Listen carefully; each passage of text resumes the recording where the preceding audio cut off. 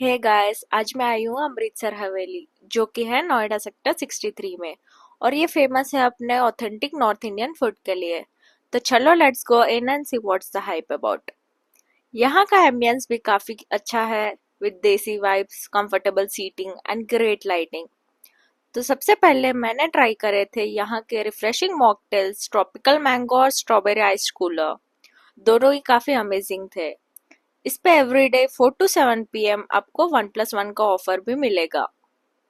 Starters में मैंने order करे थे हवेली पनीर टिक्का एंड इनके फेमस दही के शोले। यहाँ सभी आइटम्स की प्रेजेंटेशन बहुत यूनिक है एंड टेस्ट भी काफी बोल्ड एंड फ्लेवरफुल है। फिर मैंने ट्राई करी थी यहाँ की 199 वाली मिनी थाली, जिसमें सब कुछ बहुत ही ज्यादा टेस्टी है। यहाँ पे आपको और भी अमेजिंग कॉम्बोस मिल जाएंगे, तो आप ट्राई कर सकते हो, इंक्लूडिंग इनके फेमस कुलचास।